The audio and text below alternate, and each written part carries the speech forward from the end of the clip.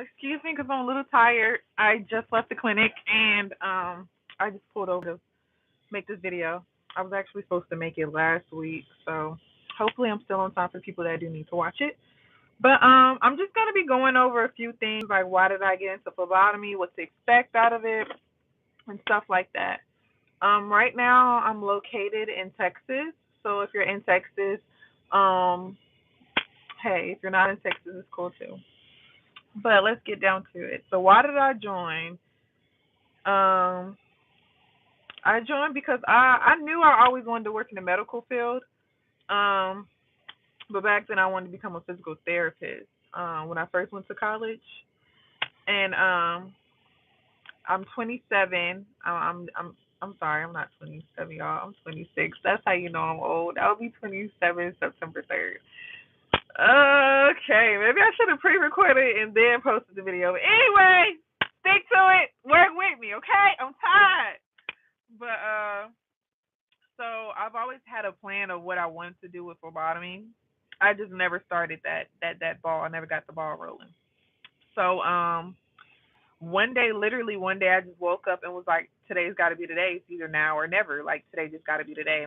So I started calling. I already had a notepad of, you know, you write down things when you're in manifestation time. It's just you write down the school, you write down their number, you write down like as much information as you can or that you can get. So I just started going back and calling and started looking at reviews and stuff like that. So I picked a school, um, and it ended up being Smithwood Institution. Um, the school wasn't the best, but the teacher was amazing. Okay, I'm just gonna get down to the point. I had Miss Dorothy. She actually just recently quit after my class, so she will not be there for the future people that are signing up. The reason why I say I don't like the school is because of um, it's not um structured. It's not. I'm sorry, I'm fried. My brain, not me. My brain is fried from work. Okay, don't need any drug tests. All right, my brain is fried 'cause I'm tired. Okay, but yeah. So they're just not organized. They're not organized. They tell you one thing and it's another. They're last minute. Um, we moved from just the regular building to the hospital, so that was different. So it was just a lot going on. That could have been. It was just a lot of miscommunication. But my teacher, amazing. To be completely honest, I probably would have been dropped out if it wasn't for Miss Dorothy, because we started December 18th and I graduate tomorrow, which is March 7th, and we only go 3 days out the week, which is Wednesday, Thursday, Friday, and each test that we go over is over 4 chapters. So just think about that. And it's just a really fast course. You know that before you go in, but it's just as somebody that has never worked in a medical field, that is not in the clinic or doctor's office every other week. So I didn't really know much about the medical field. Um and like I said, I'm 26, so it's kind of like extremely new. So what I did before I started was I started to pre-study, so that way when I did get there, everything didn't look foreign. I wouldn't, it wouldn't feel jumbled in my head. So if you want the what I studied, I put just like a thing on Canva. I don't think it's open or anything to the public, but if you would like that, the folder that I made, then you could just write a message, leave me a message, DM me on TikTok or something at the World's Goddess, and I will answer as many questions as I can. But I didn't think I would be able to do it because I was like, this is a lot, medical terminology, you know, HIPAA violations, like everything you could think of, like anatomy, like it's just a lot. And by the grace of God, I did finish. I passed my final with an 88, and I got a 92 out the class. She still has to grade like three more things, but that'll probably boost me up to maybe like a 94. I don't really know how the grading system works, but Anyway, without her, I probably wouldn't have made it because it did seem a little overwhelming. But by the grace of God, I did finish. So what else am I gonna get to? And also, which didn't help me was I'm just a random person. We had a Christmas and New Year break or whatever since we started December 18th. So we were out for Christmas. We were out for a good week. Um, and what had happened was I decided to just up and go to Thailand. Like I just decided to up and go. I didn't get back until that Thursday, so I missed a day. Also, you only get 2 days to miss. Um, you can come in that third day, but if you only get 2 days to miss. So if you miss that third day, you're out of the program. You got to start all the way over. They, depending on your circumstances, they might make you pay for everything over again. I also was on the payment plan, and for the most part, when it comes down to it, you pretty much on the payment plan, you pretty much, well, how I did it, I paid the before it was even over. So I was done paying before it was even over. Call them and ask them how much the pricing is. In Texas, I do know they accept VOA. It was a lot of people that did go through VOA.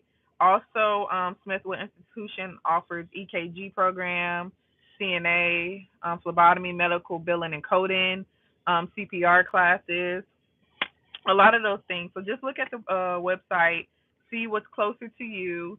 They also do online, but if you do online, then you're still going to have to come in towards the end for clinical, and you're going to graduate a little later because we were in class and we also get hands on. So when you do in class, we're already, doing hands on. So you'll be a little late and you'll graduate with the next class. So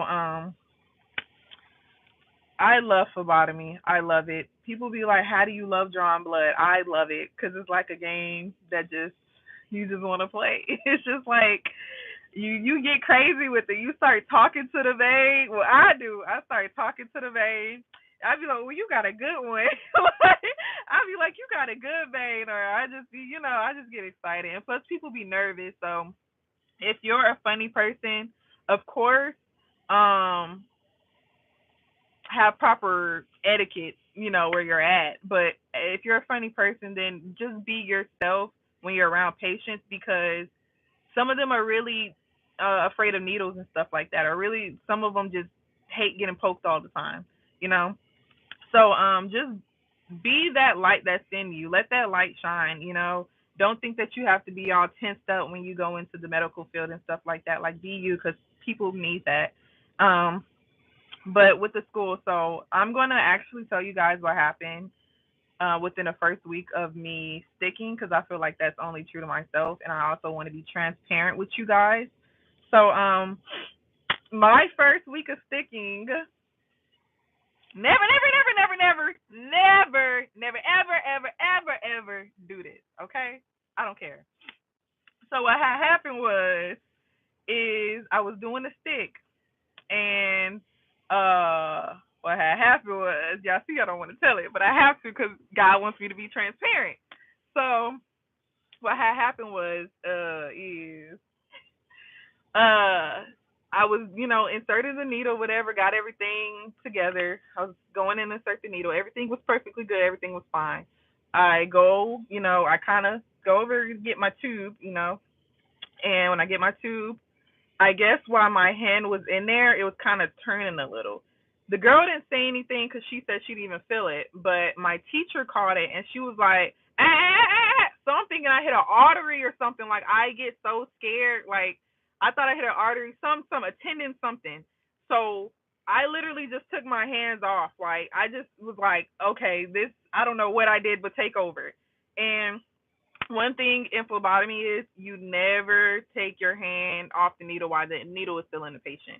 Like so many things could go wrong. But I was so freaked out, and I'm happy that happened there instead of a hospital, because when you're at a hospital or anywhere else, people are always, someone's going, anything could happen. Anything, the patient could faint, anything could happen. But you have to know the proper things to do while you're in phlebotomy. So that means abort. I say abort the mission. So what you do is do the proper calls.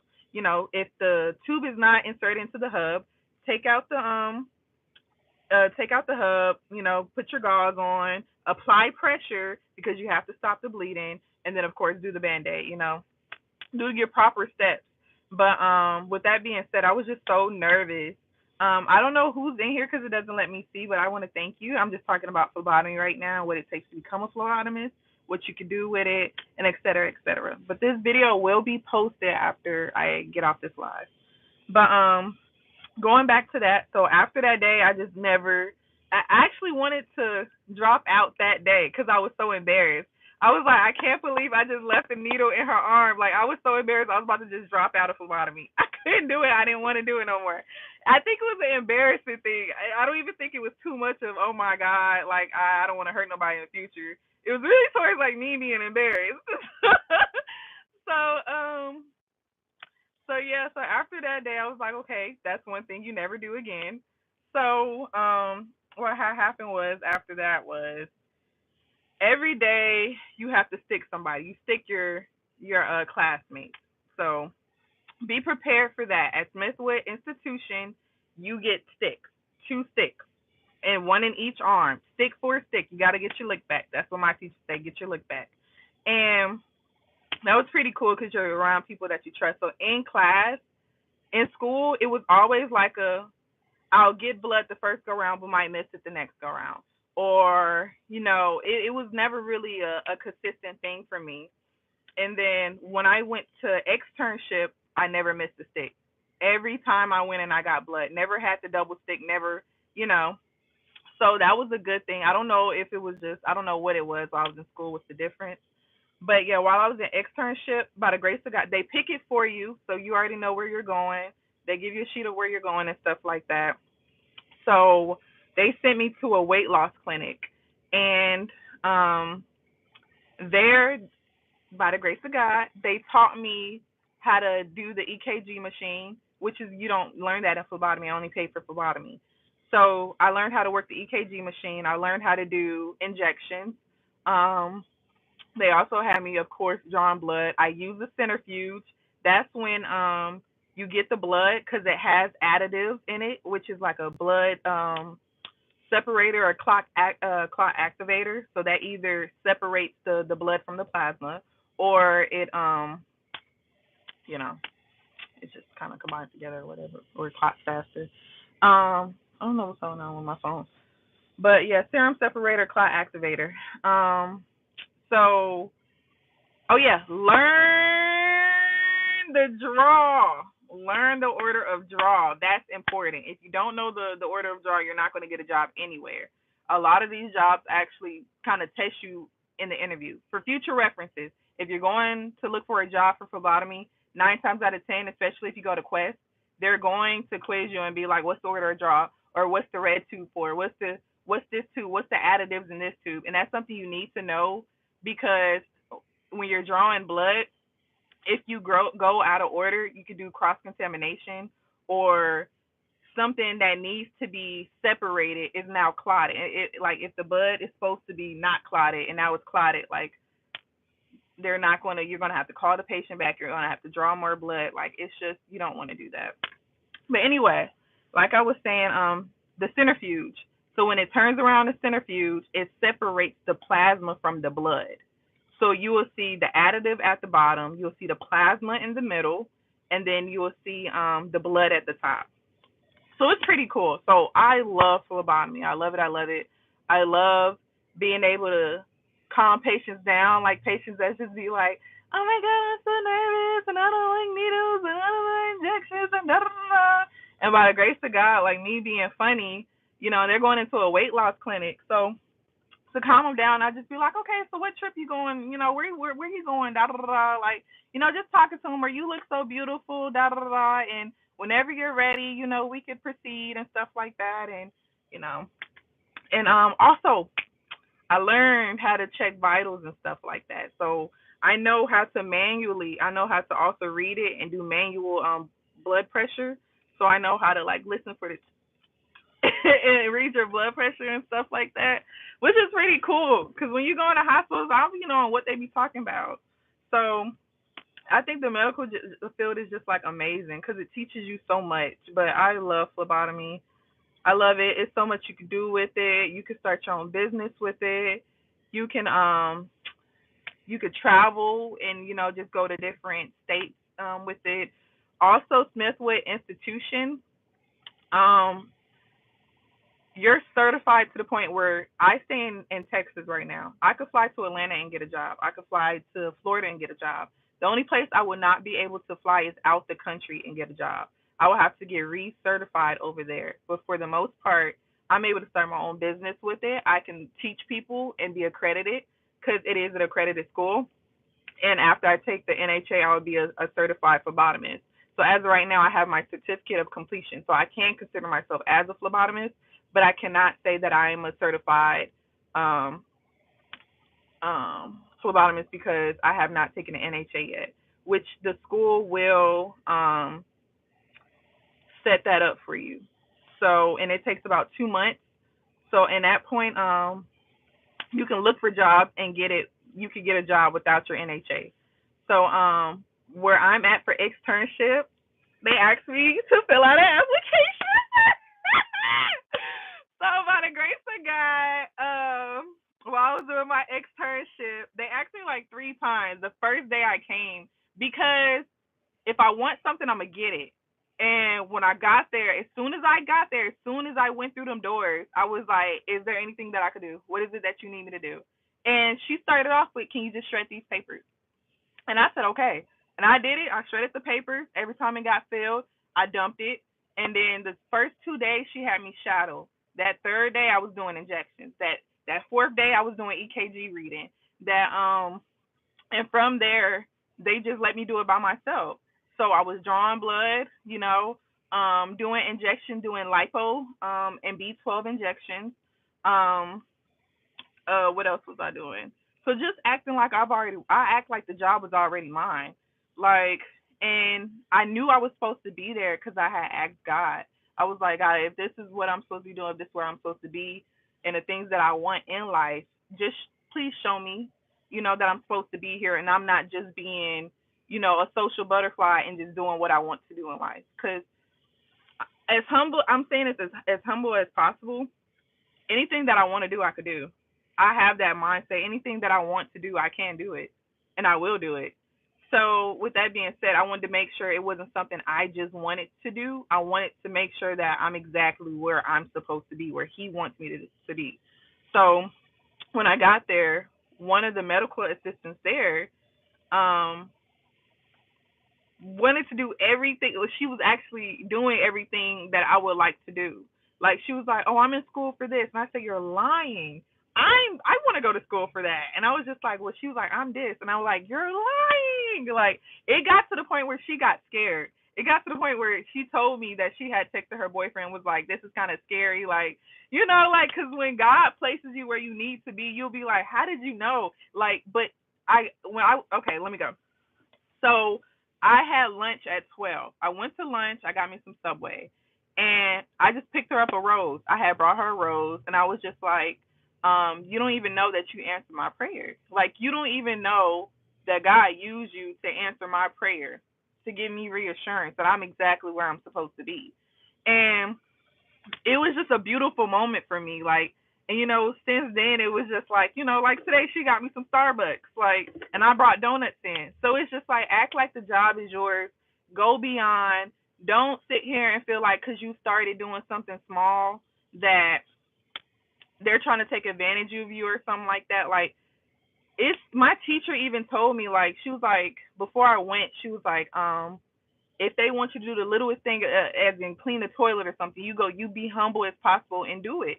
Like, like it's places where that's even in your job description to do, to go out your way and do. And so I never had to clean a toilet or anything, but um, it's just be humble, especially if you work at a hospital. If they ask you to do something that's kind of in your job description, do it. And if you want to work your way up, it might be some things that you're not supposed to do. But as long as it's not going to get your license taken away from you, I would say kind of go for it. But just go in there with the mindset of, I want this job. I'm going to get this job. I'm going to do the things to get this job, and I'm going to go beyond to get this job. My second day, they asked me again to fill out an application, but I didn't. because I want to do something else. Like I'm going to do that. I want to do something else, and I didn't want to then ruin it for my classmates that want to get there. So my last day today, she said again. They said go ahead and fill out the application. So I filled it out in there, um, and I gave it to her. The owner of the business ended up calling today, and he was coming into the office, and she told him about me, by the grace of God. So it just, when you get to your externship or wherever you get, if you want to work there, apply the pressure. Make yourself stand out. Make sure you go in there clean, go in there pretty. Make sure your hygiene is nice. Make sure that you have everything. I'm pretty sure they have. Well, every facility has tourniquets. I bring my own just in case. My school gave me a tourniquet, and a girl that I met in school gave me a tourniquet from her job.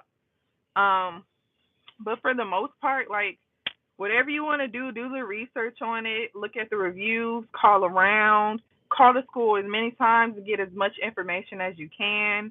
Um, Make time, even if you work. Like, I'm a single mom, and I Instacart after school. I Instacart after school and after externship. So I go to school from 8 to 2. I drive home, change my clothes, and get right on the road and don't stop till 11. And then after that, I study until 2 o'clock in the morning, and then it repeats. I go to school and it would just repeat. So if you're a single mom or if you work, it's you could do it. Even if you're in school for something else, you could do it. If that's what you want to do, you will make a way. It gets tiring, but this is what I wanted, and I was gonna do it. I needed money and I needed education. So I don't really have anything else to say. Um, Other than I know when you're in school, you have to do 30 venipuncture sticks and I think 10 capillaries.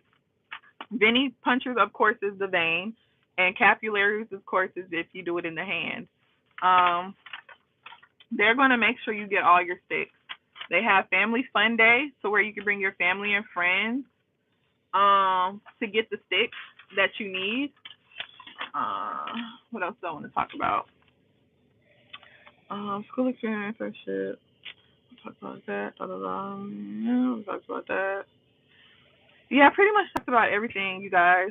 Um, so hopefully this helped you guys. Hopefully I didn't just say a whole bunch of pointless stuff. Hopefully you got the gist of what I wanted to say. I wish you the best of luck on your new journey because it's an amazing experience. I love phlebotomy.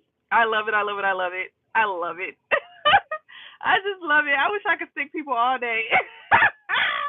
I know that sounds so bad, but it's just being around patients just does something to me. Even if they're having a bad day, like making sure somebody leaves having a better day than what they came in with is it's a gift. It's a blessing. It's a blessing.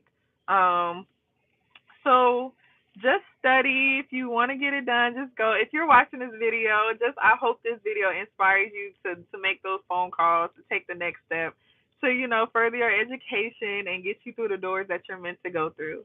So wishing nothing but prosperity over your life, and I just hope you get whatever job that it is you're looking for. You can apply to a lot of jobs even without the certificate, but nowadays people want you to have some type of experience. But if you want, fill out applications now, and if you don't get hired, then of course go get your education. But um I'm excited for me and myself, and I'm excited for anybody that's watching this that wants to become a phlebotomist, because it was one of the best things I ever done in my life. Like, my daughter seeing me in scrubs and stuff like that is beautiful. So wish you guys nothing but the best. Thank you for watching my video. Bye. Let me know if you guys, just let me know if you got questions and stuff. Remember, the world underscore goddess. It's exactly how my name is on YouTube. That's how it is on TikTok. So bye, you guys.